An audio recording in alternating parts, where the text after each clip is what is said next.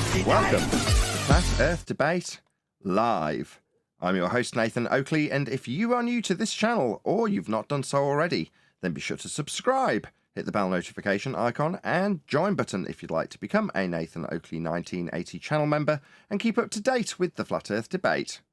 If you would like to support the channel, there is a super chat that runs alongside each of these shows while they are live, and there's also a PayPal, Patreon, and crypto link in the info box below the video. Most importantly, if you'd like to join the discussion, simply mute the page you are currently watching, then click the link in the info box below this video to join the panel and express your views on the nature of Earth. If you do join, please don't swear. If you do, you'll be ejected, and if you are, please don't try to rejoin the stream using sock accounts. You'll be warmly welcome back on the next stream. Please also share the show on social media. Sharing the show obviously increases the live audience, but this in turn increases the chances of a more diverse panel, so please share the show on Facebook and Twitter. Now, we are joined by Arwin, Chocolate Saiyan, the Adam Meekin, 10th Man, Quantum Eraser, Neil, and a whole bunch of people in Discord, so welcome one and all. Hello.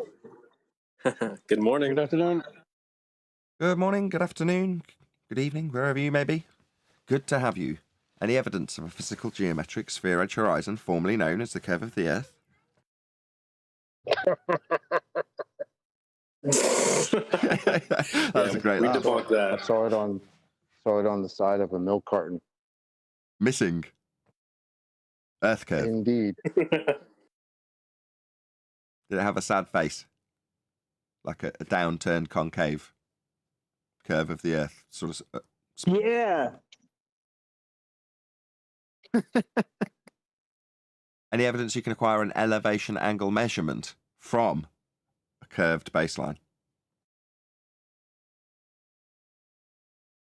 That would require Without the redefining horizontal an plane, angle. you cannot have an elevation angle. I mean, from the absolute grandiose glory of 3 Bitcoin at its peak value being offered for globe proof, one deck has topped it. $100 if you can show any navigation manual that shows an elevation angle being taken from a curved surface. Obviously. Now watch everybody come in. What with the? No, you think we'll get a lot of people because there's $100 attached to it? I don't think so. Yeah. Nah, but Make it $500. Make it no, 500. they're just waiting for the. Check it out. The tally's risen already. Somebody's up that. I'll push a few more chips on this table. 500. Yeah, no amount of money will ever show an elevation, just say this slowly, angle being taken from a curved surface. It's a contradiction in terms. they'll just show you the flat plane in the middle of a globe. Remember? That's That's what I was just going to say. Sorry, Owen. I was just going to say, where they're going to get it from? For a flat They plane. got it from somewhere, right? You see, none of the manuals show it. None of them. Yeah, they're all dealing with Earth as a flat plane, as it's measured and navigated and built on. Any evidence of the distance to the sun? It's over there. Over where? Not for me. It's raining. Oh, yeah. It will be over there again eventually. What is even the sun? I don't know. That's a very good question, though. Yeah, it's like distance to what? That's the main question, isn't it? What is it? Yeah. How can we worship it? I Right. gave up asking what it is. Or how can we Sun is here. reify it into something physical?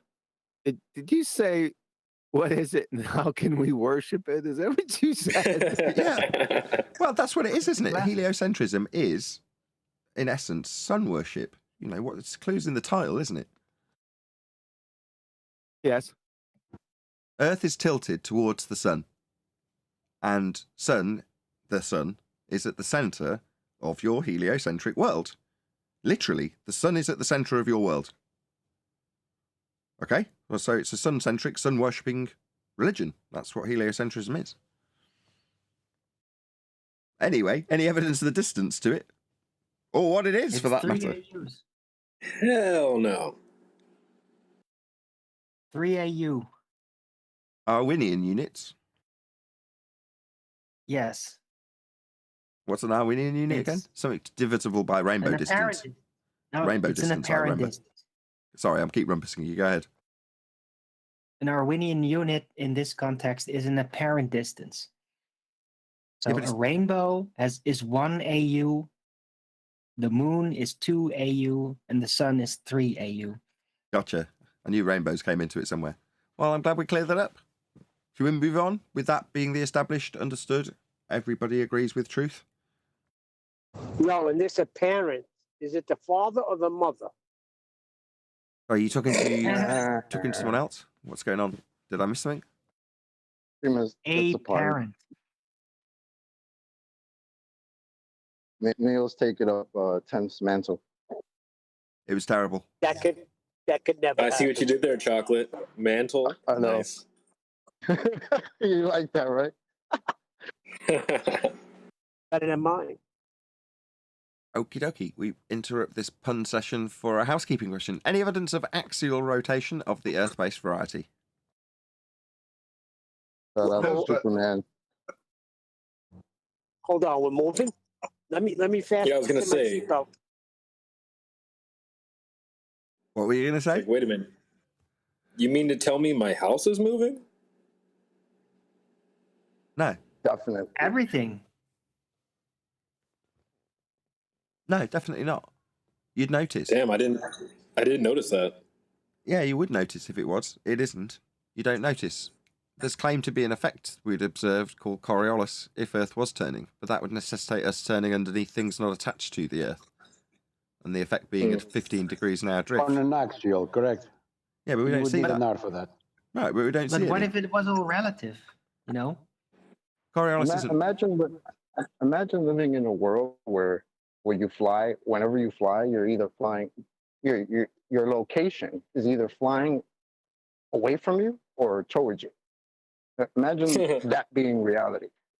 Like if I'm in New York and I try to fly to California, California is coming to me while I'm flying to it. That's great. That'd be nice. But that is the prerequisite conditions needed to have Coriolis effect. So to have Coriolis effect, Earth needs to be turning underneath aeroplanes, because Coriolis effect is you on the ground looking at the aeroplane going, look at that aeroplane seem to take a curved path.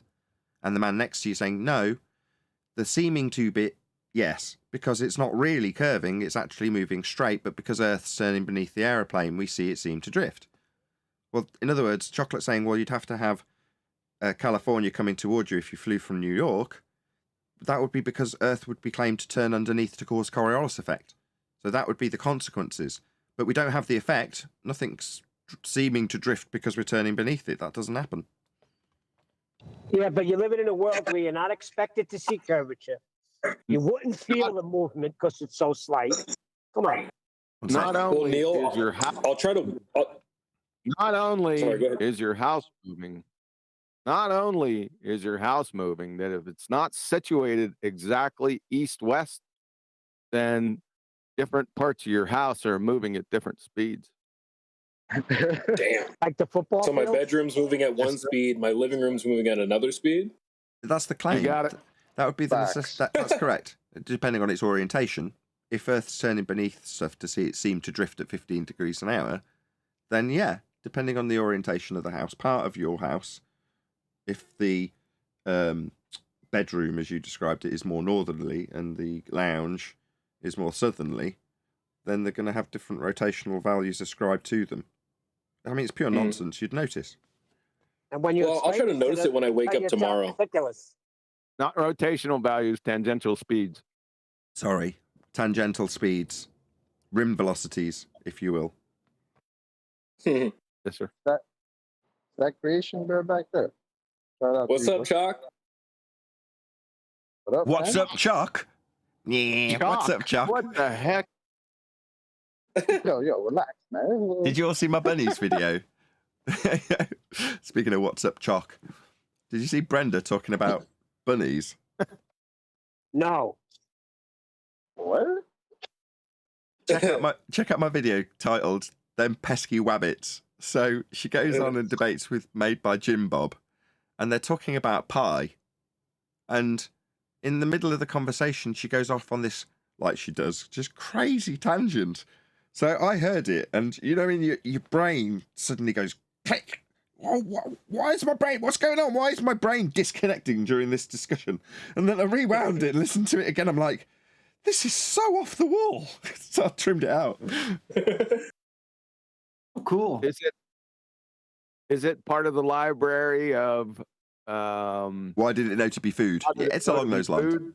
Yeah, it's along those sort of lines. Yeah. Is that the What did Brenda say disconnected about cat food? part?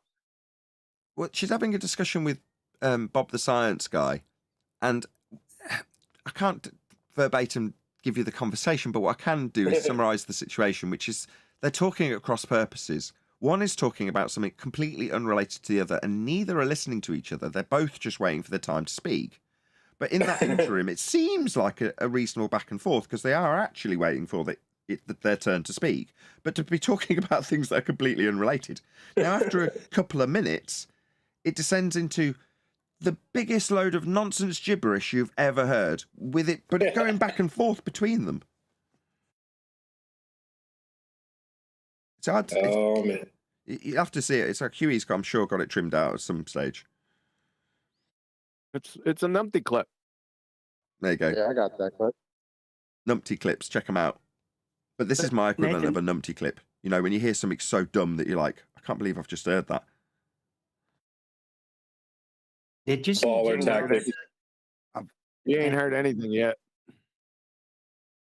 Yeah, if you're Nathan, listening, did Jim you- Bob, you've got some crazy ideas, but I do love you. To get us back on track, Can you hear when me? you tell a heliocentrist all the nonsense that's related to the globe, they tell you that sounds crazy. You're out of your mind.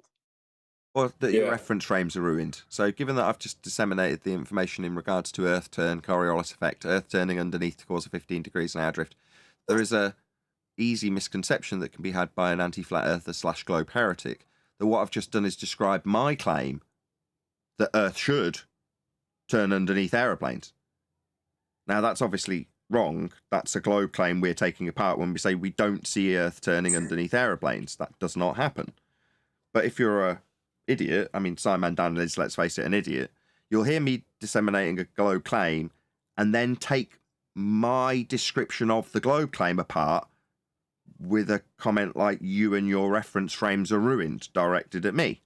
It's like, I don't have any reference frames. The globe claims 2 of them.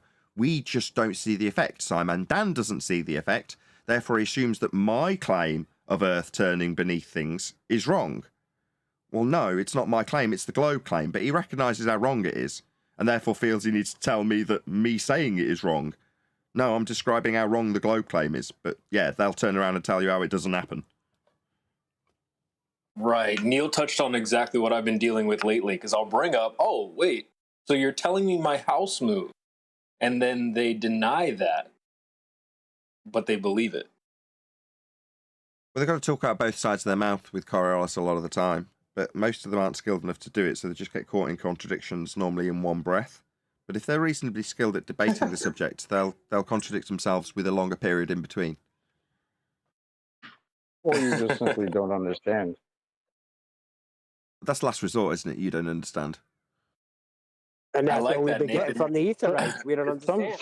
Sometimes it's the first resort. It's not the last. Sometimes it's first off because they just Nathan. realized how stupid it is what I just said in regards to their model. So they'll look at me like, nah, I think you just don't understand what you're talking about. Oh, okay, I've been talking about this 7 years. I don't understand. Thanks. Meanwhile, I just told Nathan- you exactly what it is that you think I don't understand. So Go ahead, how does go- that work out? Go ahead, Creation Bear. No, I was going to say, maybe you need to add to the housekeeping question, distance to the, or what is it, distance between contradiction in terms, right? Distance between contradicting themselves. That's hilarious. I've That's never not heard my you put it point. that way. I can't take credit for that. It was Anthony Riley that actually pointed that out to me about 5 years ago. So what he did, he chunked out a section of flat Earth debate very early on. It's like we're talking maybe double digits, might even have been single digits. And he presented it to me. I don't think he ever published this, but he presented to me a section of video that had 2 hours between a guy who went under the name of Hank Hill being in a debate with Extremesis or someone like that. Forget who. And he was debating about the inverse square law. Now, after they shamed him, shouted him down, took over the conversation and distracted away from his point in regards to the inverse square law, approximately 2 hours later, he gave a few disclaimers in regards to that debate and then conceded the point, but without it having any loss ascribed to him in conceding the point, because it wasn't attached to the original debate. But obviously, where he knew he was wrong, he conceded it where there was no damage done. So Anthony pointed this out and said, look, you've got to try and keep the show on track. Because if you just let them run riot, so to speak, they'll never get to a point where the conclusory point is actually conceded. Now, in spite of me trying to interject some control in that regard, it will never reach the point where a fundamentalist will be able to concede a point. That's never going to happen. Not when it's attached to something with leverage, where they have to basically relinquish their worldview upon concession, and that's that's the stakes here, isn't it? A concession is a relinquishment of your entire worldview in this particular corner of the internet. The stakes are high. But anyway, yeah. So it's Anthony Riley that needs the credit for that, not me. The distance between contradictory points, that's Anthony. Wasn't that Hank Hill in Paper? Paper Explainer, yes, it was. Yes, that's correct. Good memory. I would say their concessions come quite often. They just come willingly. They come kind of out of ignorance, not understanding that what they're saying is a concession. Indeed, and it's my job to point that out. So, I hate to bring it as an example, but it's the only recent example I've got in the forefront of my mind, which is Witsit Gets It.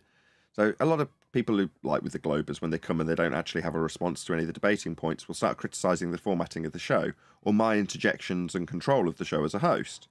Fine, so you don't want to hear one out the other unless it's useful for an example like it is now. And that's to say that my job is to try and keep those points contradictory close together. Yeah, rally the opponent, in this case Witsit Gets It, to make those contradictory points close together so they can be pulled apart. Now that's the process that I'm trying to present to the audience. That's my job, if you will. But in so doing, highlighting the contradictory points or where the argument fails, it annoys the supporter of the opponent, in this case Witsit, greatly. And they can see that that's been orchestrated by me. I've got control of the show. Therefore, they pin the blame on that. You concisely putting this contradictory point and its overcoming rebuttal nice and concisely together to the point where you can edit it out to a 10-minute video with minor editing for a few gaps, where there's a long pause of embarrassment because they haven't got a response. Other than trimming out those gaps to keep it snappy, I don't have to do much work in the editing. Now, that's not because I'm just trying to do it to keep the editing work down, although that is definitely a positive consequence. I'm doing it so that it's concisely presented to the audience. Now, that concise presentation isn't favourable to the opponent, so they moan about, you've got a mute button. That's a way of saying, your control of this show to defeat this position is outrageous, how dare you. Let them rumpus the crap out of you and verbal diarrhea you so you can't concisely pull apart their point. That's what you've got a mute button actually means. Anyway, I digress way off the housekeeping track.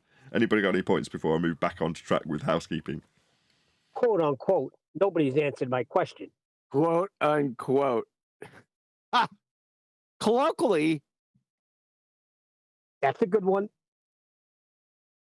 I think, if I could, I'd like to have a go at claiming the $100.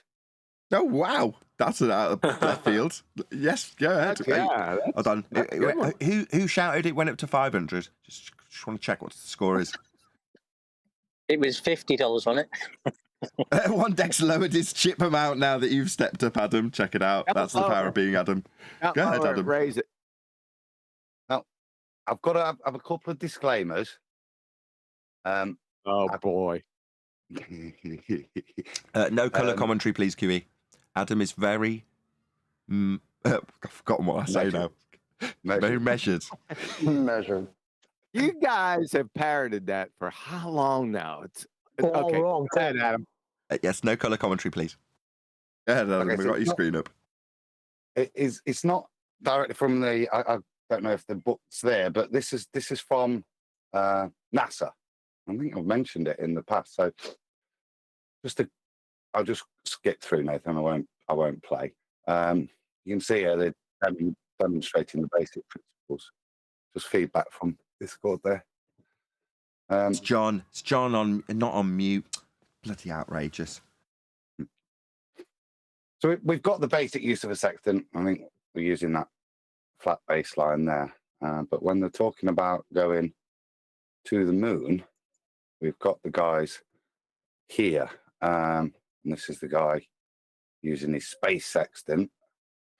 The points he does first, it's just basically telling you roughly what they do. But here we go. So this is the view he's got, and he's going to take 2 readings, one to the starlet, which is positioned above the big ball Earth, and then one to his curved baseline, which is just some geographic landmark on the ball. And then he brings both targets together like you would with a normal sextant and takes this angle. And then I think the claim is Mark tells the computer to measure the angle between the landmark and the target star. Then it runs it through the guidance program, telling him how to do it. But that would suggest... Let's get that clear. You say it runs through the guidance program to calculate the elevation angle off this curved baseline, correct? Yeah. I'd like to see that. I'd like to see that program perform that function, because I've seen an example equivalent, which is from Rob Durham. This is my opportunity to plug. I believe Rob will be there today. I don't know. He may not be, but hopefully he will, along with Brian. So later on this evening on this channel, Nathan Oakley 1980, there's going to be a live stream with a new flat earth proof and all of the discussion that surrounds it. It's been under the table for quite some time, so hopefully it'll be super refined. No pressure, Brian, if you're listening. Anyway, that'll be later on today. So that's Thursday if you're watching live, or if you're watching after the fact, it'll maybe be broadcast already. Also, there's going to be a special, it may or may not be labelled Ballbusters, but just so you know where it's going to be, on Quantum Eraser channel. And that's tomorrow, Friday. So 1 p.m. Central, correct? 1 p.m. US Central, 7 p.m. UK. It is a Ballbusters special edition. Perfect. So that'll be Friday. Be here or be Sphere today. Nathan Oakley 1980 at about 9 o'clock, I believe it'll be. And that's UK time. So 3 p.m. Central, something like that. And also be here or be Sphere on the Quantum Eraser YouTube channel. And that'll be 1 p.m. Central, 7 p.m. UK, Friday, tomorrow. Okie dokie. Adam, let's get back to this. I'm not getting me $100 then. Well, unless you can... if you're going to say computer says yes, okay, let's see that. I didn't say that. NASA did. Well, you're citing it. Check out that Weasley. That was Weasley. Not going to let that slide. This becomes yours. This is yours. Oh, yeah. Well, I did say there was a disclaimer or two in it. That was the bit I found quite funny. They don't bother to tell you. Mark tells the computer. It's like a Billy and Peter book, isn't it? When you're kids, Mark tells the computer to measure the angle between the landmark and the target, then runs it through the guidance program, helping determine their location in the middle of space. Yeah, Rob Durham's done it. Wait a second. Wait, hold on. I'm rumpusing you. How can a computer... Does he have the computer in his viewer? That's a good point. Is the computer looking at this? Something to this? Yeah. What Kiwi's pointing out is an elevation angle measurement is exactly that. It's a measurement, right? You've got to be looking at it and measuring it, right, Kiwi? That's your point. Yes. Is the computer looking at this? No, he's just being told by Mark. So what does Mark give to the computer again? Well, he tells the computer to measure it. He tells the computer to measure it, but is the computer looking at it? No, Mark is. So Mark's looking at it, and he tells the computer to measure something that Mark's looking at. That's a bit of a problem. I didn't know they had computers you could talk to in the 70s. Siri, measure this angle. So I wanted to add something because I saved a screenshot of something I had found a while ago, and I think it relates to this. Something about one of their computers having some type of malfunction. So it says the lander's limited battery power required the shutting down of its guidance system. The astronauts also needed to use an onboard sextant to confirm their location by sighting in the stars, similar to how ancient sailors navigated. There are 37 stars, and one is the sun, said Apollo engineer Jerry Woodfill. That provided an accurate way of aligning the spacecraft's computer platform to allow the astronauts to steer their way through the heavens. End Now, of citation. now skip Wow. to Buzz Aldrin saying, "We were just passengers. We were just along for the ride." Yeah, because I thought that black lady did all the calculations on a piece of paper and they had to fire them in, and there was no adjustments. They were just en route. They weren't tweaking, were they? And I also thought that some of the astronauts said clearly that they couldn't see the stars. So how did they use a sextant to confirm their location by sighting in the stars? Didn't say he couldn't see them when they did the interview with Patrick Moore. He said, "I don't remember seeing any stars at all." No, he's not talking about those ones. He's talking about other guys that have been up there Yep. that say they don't see anything. Oh, okay. Yep. A palpable blackness. So what you guys are saying that these are some continuity errors? In cinematography, perfect use of the term. Absolutely correct. So these aren't issues with our world. They're issues with cinematography. They're continuity errors. That's correct. Any evidence that you can have gas pressure that we're all breathing without the necessary antecedent of a container to press upon? My favorite, and there is no demonstration as of yet. Well, it could be if you redefine antecedent and gas pressure. Then everything Well, checks out. Well, yeah, really? Well, show me the container. Oh my God. We're breathing. Do we? I'll ask the panel. I'm pretty sure you all know what the response is. So when a fundy responds to you in that regard and says, "Okay, show me the container," what's your response? Gravity. There is a correct response, by the way. Show me the cow. Yeah, show me how many We're breathing. spots that cow had on the last steak that you ate. Okay, I know what you mean, and you are right. You're describing an antecedent-consequent relationship between filet mignon and a cow. If you've got filet mignon, you've definitely had a cow at some point, yeah.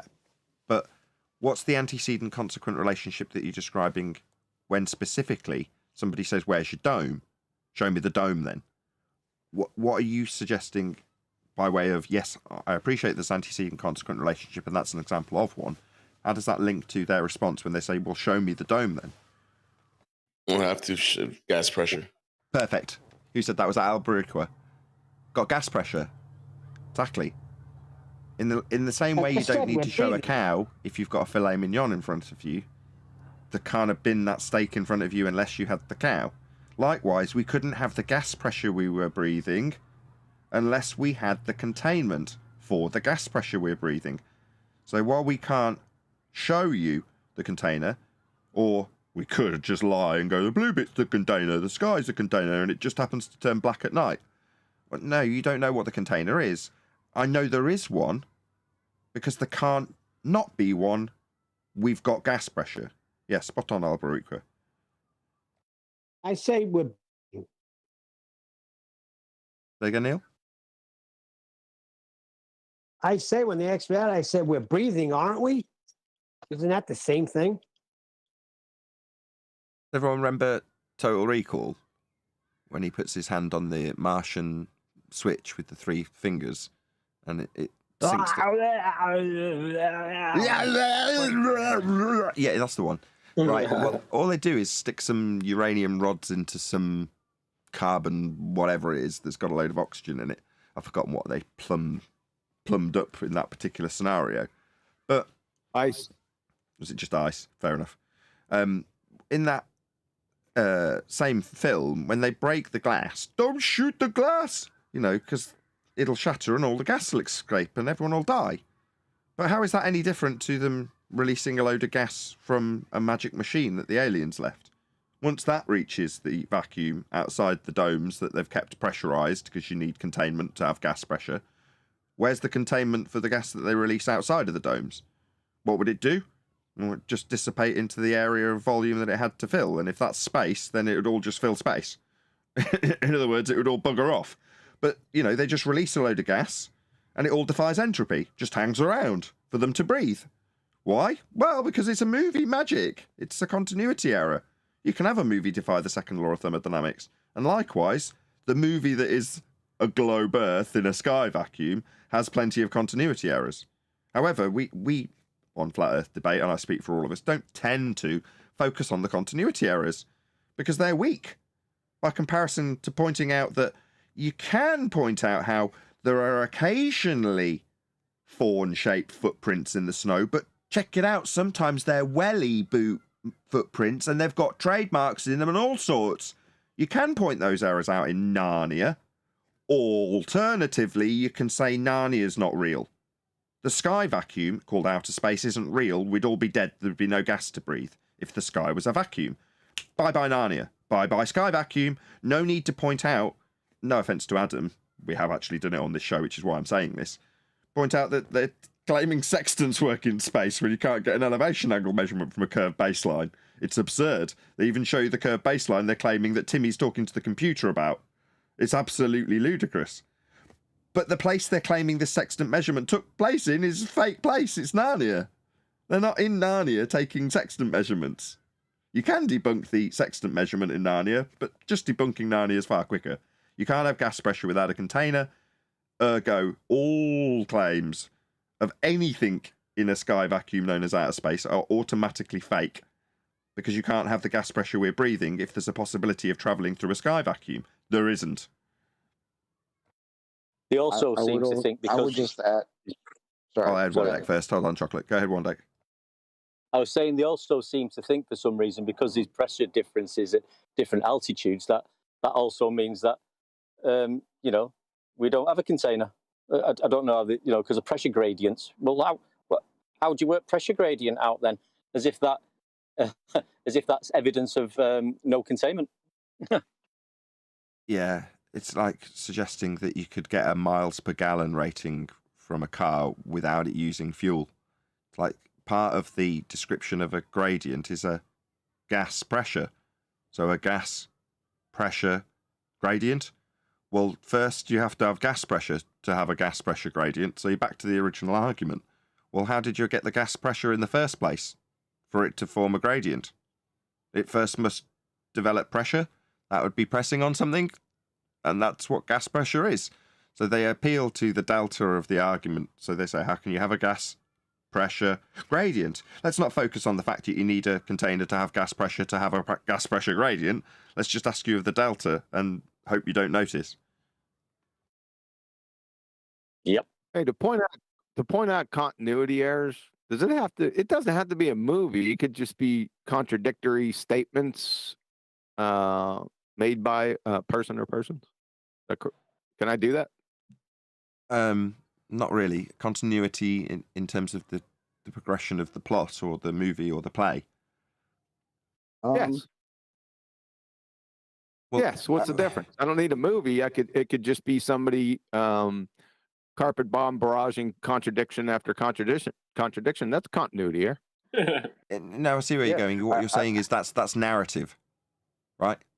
So therefore, you can have a... I point one out all the time, right? The Mr. Orion trial by fire. Oh, we need to solve these problems before we send people to this region of space. I thought we sent people to that region of space already. So did I miss the briefing? What's going on here? This is why I would say to not discount continuity errors, because for at least people like me, they help with the main narrative being debunked. Because even if you're a normie, you could see certain things just don't make sense.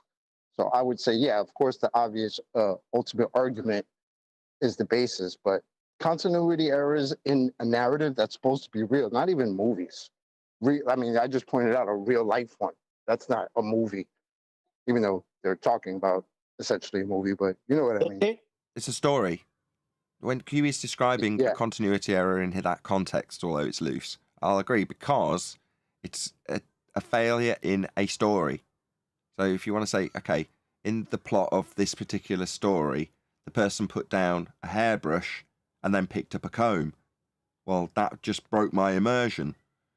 Well, in the same way, someone telling you about an area of, the area of what that they'd been to before. Did you say chocolate?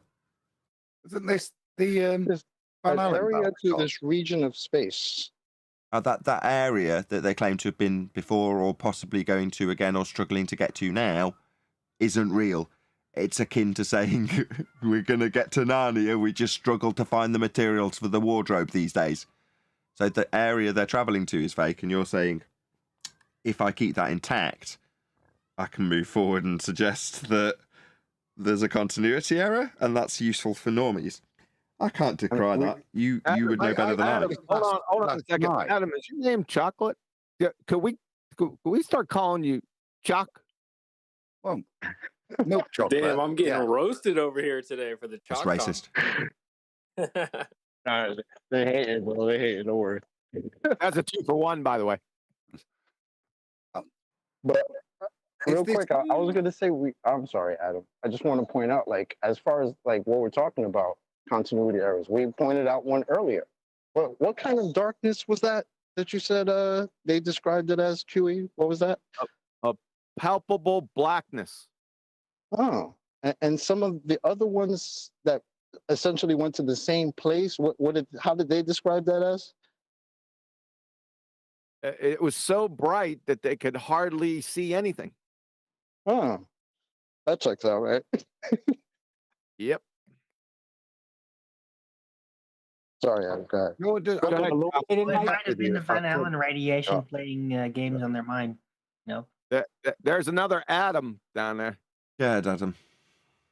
Well, it is that point. This was the Van Allen belts, and my little nephew's he's into space at the moment, and my dad was just talking. I just butted in with that, and he'd tell you about the continuities, and the response I remember was, getting through that dangerous radiation. How did the guys to the moon do it? And well, we didn't know about it then, and that continuity error, for want of a better thing, it is very powerful, because my dad's face went, "What? What do you mean?" It's just that complete defy. I mean, it's a good out. Oh, we didn't know about the radiation then, so it didn't affect us. Wow. He caught It's that quite without glaring. any. Did he catch that without any prodding? He caught that right off the bat. Yeah, well, I said it sarcastically, and he looked and went, "You know what I mean?" Still, that's pretty impressive. Dude, I remember a movie from a long time. It's from the 80s or something about this. It's kind of boring, but it's about an astronaut who is dying of leukemia because he was exposed to like sunlight or something. I just thought, like, wait, like, did he go through the Van Allen radiation belt? Is that it? But that wasn't it. It's really weird. But does anybody know any of these astronauts that went to the moon that died because of this? Are they all still out there? They're all still alive. I mean, they might not even be. Radiation They might is not be that any bad then. radiation belts. That's just another blag to say that there's an area before you get into space.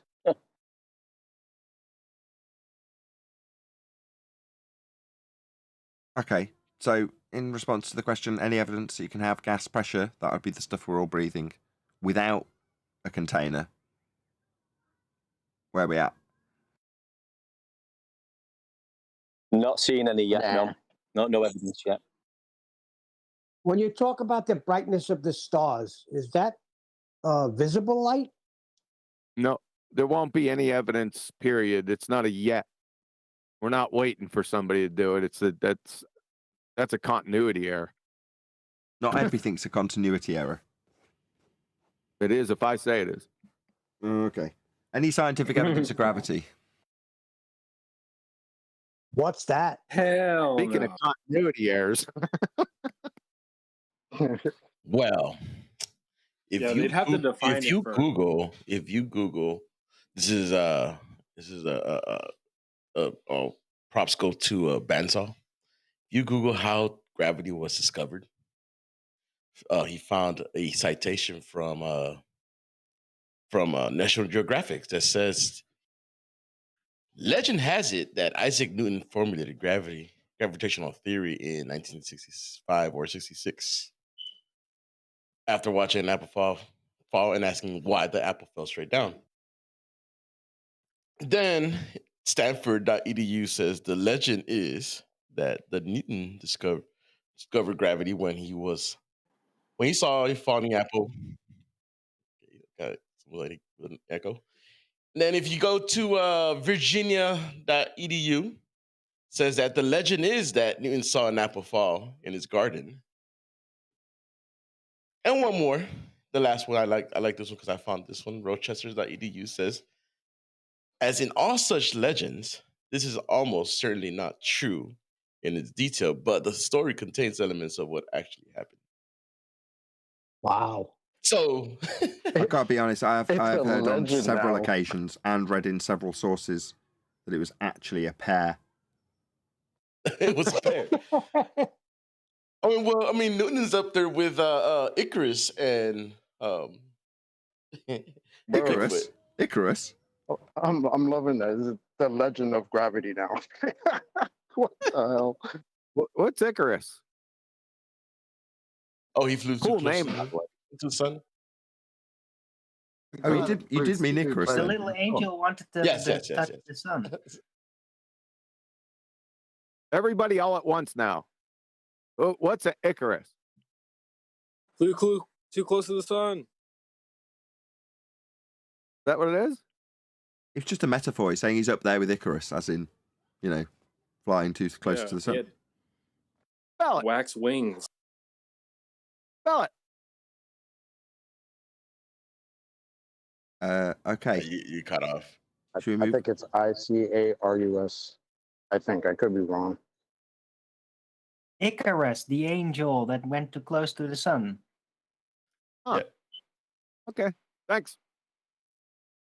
Okay. Well, any single viable hypothesis from any of the fields of astronomy, cosmology, or astrophysics? Think how devastating that is. I mean, you say that. Just consider for a brief second the devastation of that statement. Yeah, I remember adding it after, what was probably a couple of years of pink writing. Pink writing. Well, it's a great question. I ask it in the chat because people will say, well, so you don't think astrophysicists, science? I'll be like, well, just can you present any single viable scientific hypothesis from that field? And I don't get a response. It's just crickets. Ever. That's the important part of that. Ever. Yeah. So they answer the question for themselves. So you don't think it's science? Like, you don't. Yeah. It's a very good question on account of the fact that there's a very strict answer. If they say, of course there's science, of course we've got valid hypotheses. Okay, let's have a look at one. Then you can break it down based on its cause and effect reasoning, its validity to a naturally occurring phenomena to actually study, the presumed cause being real and part of the hypothesis and capable of being varied. If you've got all of those elements, you go, okay, you're right, you have got a valid hypothesis. Now, I'd go no further because QE was quite specific about this question. So we can make this next statement.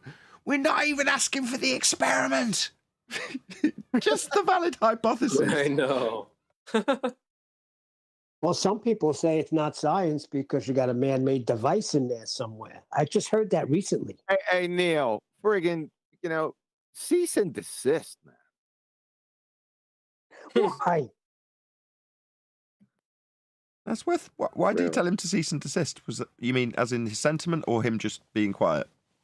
I heard it in chat yesterday. He thinks I'm referring to Witsit, but I'm not. It was in chat yesterday. Oh, now I picked up what he means. Yeah. I mean, I'm a mad dog, but not that mad, QE. Well, let's just cover it anyway. So, If I'm gonna go on, Adam. I was to say, Neil, if I'm gonna test do boiling water, for example, what am I going to use to ascertain the temperature? You have to use heat, and you have to have a kettle for the water to be in, right? What am I going to use to ascertain the temperature of the water? You should ask Arwen that question. I suggest you use your elbow because it's perfectly natural. Yeah, exactly. Well, that would be the point. What naturally occurring thermometers do we have? We don't, do we? We can use equipment, but the point that we raise with things like balls in a shed is that the phenomena mustn't be conjured within the apparatus, but to be seen elsewhere in our natural world first. But it doesn't preclude you from using equipment to measure things. I Every single experiment ever always had a man-made device in it. By the way, if that helps. When you break down a hypothesis to its absolute bare bones, it really only has two constituent parts. An independent variable, that would be that which you will vary to hopefully cause the effect you're studying. And the effect you are studying, that would be the dependent variable. That is really all you need for a hypothesis. Now, as a result of that, when I said earlier the pink writing, just to contextualise what I mean in case there's anybody who wasn't around when this was going on, what Quantum Eraser would very skillfully do is simply ask the person who's claiming science to identify one of them, either the phenomena being studied or the presumed cause of that effect. Might have been varied to prove it causes it. Doesn't matter at this stage. We're only looking at the hypothesis. But at that point, somebody, almost every day at one stage, would come on going, of course the globe has science. Okie dokie then. What's the independent variable for this presumed cause that you're going to validate by varying it to see if it's going to cause the effect you've studied? Or, to boil it down to its bare bones, what's the dependent variable, effect? And what's the independent variable, presumed cause? That's all a hypothesis really is. Yes, you break it down in more thorough terms with the null. That would be if you vary the thing you think will cause the effect, it doesn't cause the effect. Hence offering the empiricism to the method. One or other of those two hypotheses will get confirmed at the end of the scientific experimentation process. But that's not important to what we're asking in this housekeeping question. All we're asking for is any single viable hypothesis from any of the fields of astronomy, cosmology, or astrophysics. No.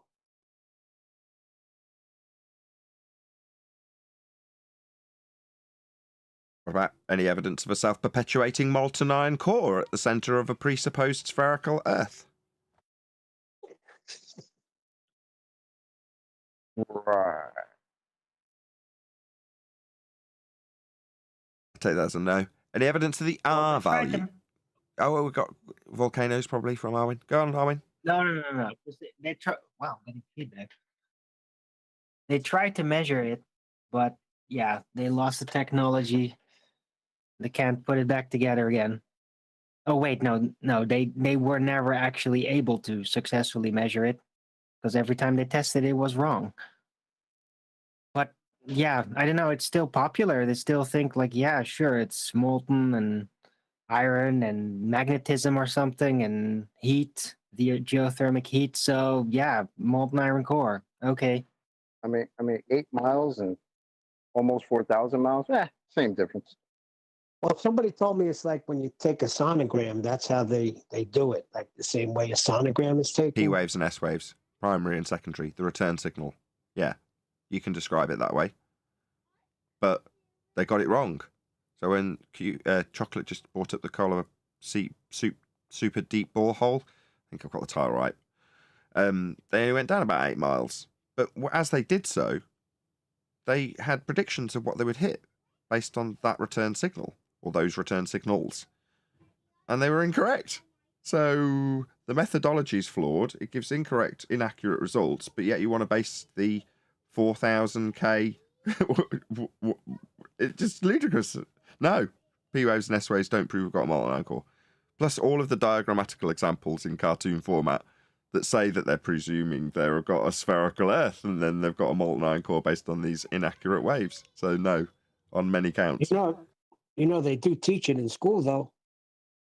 They also teach gravity as a force. Yeah, certain group of flat earthers unknowingly believe that shit. Which particular ship? Which bit? Which bit? Cease and desist. The molten iron core. Really? Which? More on that tomorrow. Okay. All right. Okay. That just so story part of a paradigm that needs magnetism by any chance? How's the weather? It's fantastic over here. It's really nice.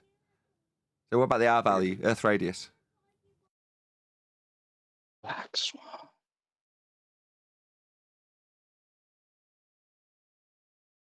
You're causing a bit of feedback, by the way. I just want to tell John, if we something to do with us both having banana or whatever we've got running with our setups, but you need to mute locally in G+ if you're just so you don't cause feedback. I'm not causing feedback, dude. Yeah, Your feedback was there long before I got here. I'm locally muted. It doesn't matter. It will still cause feedback. Just trust me. I mute during Ballbusters locally as much as it's a pain in the ass in Discord because I'd rather just press my local mute button on the mic. Much easier.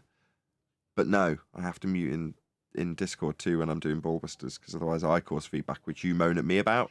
I mean, I could just say, I'm not causing that feedback you know I'm causing. I've got myself locally muted. You're the one causing the feedback. It's me. Of course it's me. Ultimately, it's me. It's my show. So yes, I am ultimately to blame. Like management, shit rolls uphill. Anyway, that concludes that. At least you guys don't have to pull out your cell phones out of your back pockets to unmute. Like I do. Especially when it's for colour commentary. We love that. I mean, that's one of my favourite things. Like really good points getting made and you hear, yeah, I agree. Or, oh, shut up. Oh, who said I was talking to you? I'm going to refrain from now on.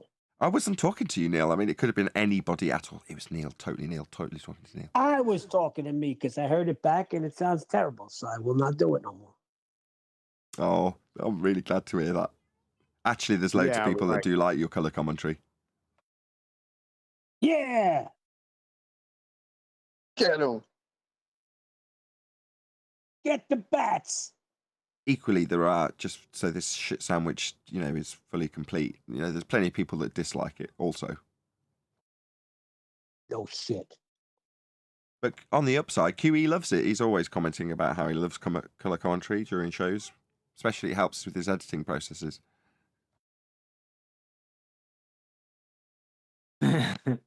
Nothing better than a really devastating concession coming and someone saying, yeah, answer the question through the top of them. That works really well in the edit. Right. It's more no about evidence of the R value. I got through all the housekeeping questions. And at 54 minutes, I'm not going to complain. Still all there in the housekeeping section of the show, which just happens to be the entirety of the live show, pretty much.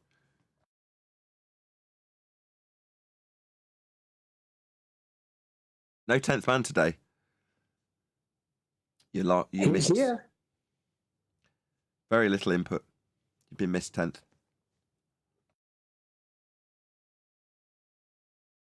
See what I mean? I'm on the road. Again? On the road again. Well, I got cut short. I was supposed to come back tomorrow, but we got a major fire. My wife had to evacuate last night, so I've got to go see what's burned or hasn't burned. Jeez. Bloody hell. Everybody all right? Yeah, everyone's all right, but I don't know if my property's all right. Wow. Okay. That's a bit more somber than I was expecting. Yeah, But on it's that- 14 hours straight drive right now. So On the upside, Brian and I are going to be hosting a show this evening. So Be Here or Be Sphere on Nathan Oakley 1980. Obviously only applied if you're watching live right now. So Brian's going to be releasing some new information that hasn't been discussed. It's been hinted at quite frequently by 10th Man in his multiple presentations, but it's not necessarily been focused on hyper-specifically in the way that Brian's going to tonight. So I don't necessarily want to give away too much because it's his baby, along with Rob and lots of other people, Adam and lots of other people who've taken part in this particular information. Now, pre-Ether, which is about 10, maybe 2 weeks ago, this was being hinted at. If you're a regular audience member, you'll hear us all talking about this fantastic bit of information that's going to be disseminated. Well, Brian's going to be disseminating that information, if you can remember that back that far. I'm doing a terrible job of building this up. But you're going to want to be here. Yeah, it's been refined by some great minds, and hopefully Brian does a great job of disseminating this out in terms of what it is and how it works and what it means. So we'll be going through that tonight on Nathan Oakley 1980 channel. So that's Thursday tonight if you're watching live. But also there is going to be a show tomorrow on the Quantum Eraser YouTube channel. So Be Here or Be Sphere for Quantum Eraser's Ballbuster special, and that will run at 1 p.m. Central, 7 p.m. UK, as I say, over on the Quantum Eraser YouTube channel. Shout out to Sebastian Tello, who says, I recommended your show on Flat Earth page on Facebook. They got mad at me, lol, and I realised that Facebook is full of trolls. Cheers! Thank you very much indeed for the super chat, Sebastian. Really appreciate the support. That makes me think that this whole ether nonsense was a monkey wrench thrown in some devastating proof that's coming. Huh. Oh, no. I mean, the devastating proof, I don't know how behind the scenes you get, Neil, in terms of listening to this stuff. More devastating proofs. Everything's devastating proof. Once you appreciate that the world you're standing upon is actually flat, you recognise that almost without exception, every example that's ever laid down to you is going to come back to a flat earth at some stage. And that's padding out more and more. It's not that. The point I'm making is this whole nonsense was to deter more information that's coming out. That's what it seems like. That sounds conspiratard, man. No. You got any evidence for that? Yeah. What? Neil being triggered is evidence. No, because, listen. All right, maybe I am a little conspiratard here. Just seems that way. Just a feeling you've got. Hold on, is that the only standard we're going to get offered? Neil's gut feeling? Really? Yeah, try putting a hat in the bed and then tell me I'm wrong when you got bad luck. Okay. That's such an old reference that literally nobody will follow it. But with that, I'm going to say, if you are watching this on either Nathan Oakley 1980 or Nathan Oakley Premiering streams, then stay tuned, as there will be an after show to follow. Unfortunately, though, if you are watching this live, this is where we bid you farewell. Another huge, massive, enormous thank you to both Discord and Cheapest panels. I've been Nathan Oakley. Stay tuned if you're watching on an after show, and I'll see you all in the next video.